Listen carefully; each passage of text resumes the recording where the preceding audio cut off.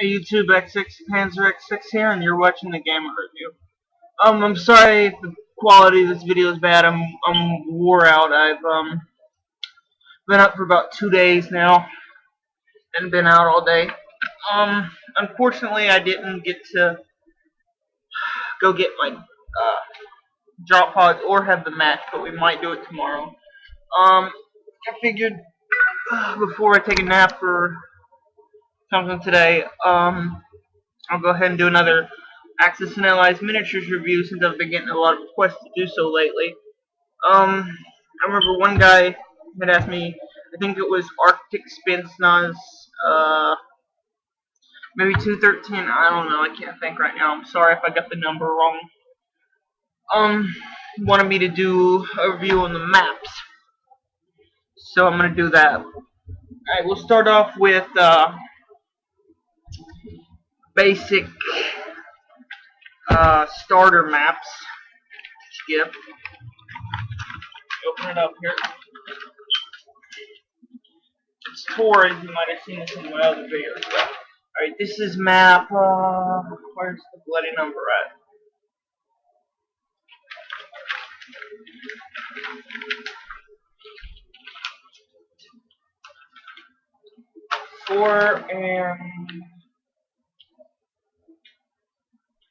Map 3 and 4. Okay, here's map 4. It's kind of like, map 4 is kind of like a plains, river, marsh kind of. This would be excellent terrain for fast-moving vehicles, except for the river. Only one section you can really cross it easily, and that's at the bridge here, which makes that a major choke point. Bridge right there. Also, the tanks and stuff can't cross on this side due to the marsh. This is great for defense. You know, if you're setting it up to where you want a defense, and you can set up the whole map. That's what I would use. That way, the river slows them down. And then this other side is basically just a tiny forest mixed with plain. It's good all around. You know, you got a road going through it. You got a one hill, some river, not a river but a lake, and plenty of cover and plenty of white spots. So that's a good all around map. I'd use it for maybe a center map kind of. God, I can't even fold these things, so I'm tired. Fuck it. And then this next one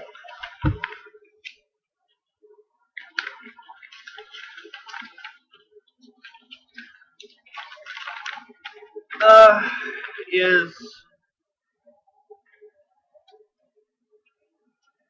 map 1 and 2. This is my favorite side. You got the little town there. You got a lake, and you got some hills back in the back. This is a good base map. I like to use this as base, especially in defense. But this is your side. Put your artillery up on the hill, and basically let the infantry come at you. And then the other side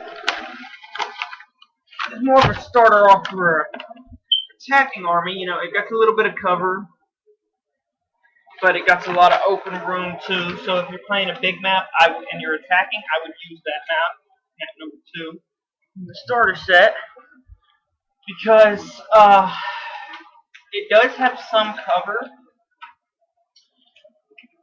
but it's a lot of open ground, so your tanks or half tracks don't get bogged down. Watch out for long range artillery though, because that'll kill you. These next two are from the Eastern Front. This first one is of the big town. Enterprise is city fighting. There's not a lot to say there. It's just difficult city fighting.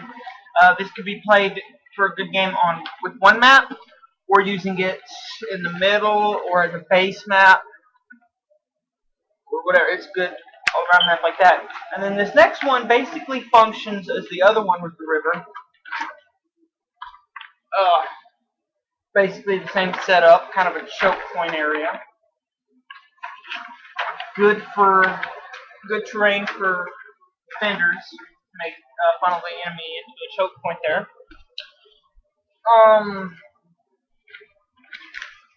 This next map here I got. Okay, this is basically like a small base area. You've got some city fighting, but it's more or less, well, it's like a city slash plane fighting. You know, you'll be maneuvering around a lot easier than you could in the other city, but it's a lot smaller. So I would use this maybe as an attacking base, or a base in between your base and the attacker starter point. And then this next one, well, I would use this as a mid-map.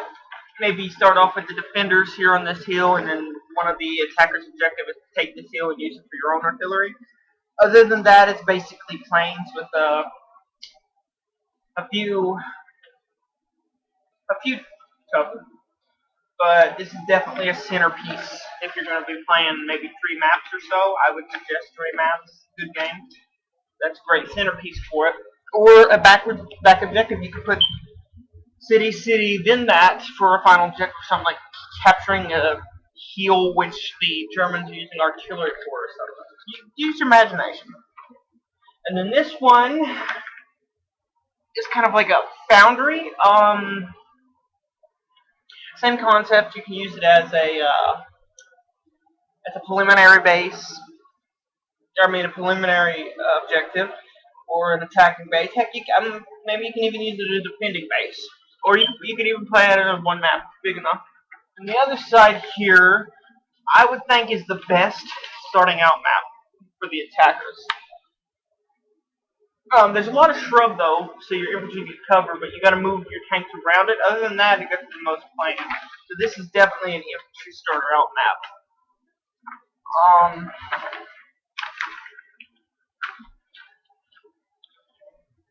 That's basically the maps I got. With the Eastern Front maps, you get this little booklet here that shows you some scenarios, just like with the base map. And I don't have the other map packs yet. I'm into Warhammer 40k now, so it might be a while before I get any more Axis and Allies. I'm spending all my money on that. But I'll try my best to all my Axis and Allies fans out there. I know you guys are telling me that you don't want me to stop making Axis and Allies videos. I'm not going to stop. It may take me a few videos to do one, but I'm not going to stop. Don't worry. So thanks for watching. Comment, subscribe. I'm XX Panzer XX, and you're watching the Gamer Review. So until next time, XX Panzer XX out.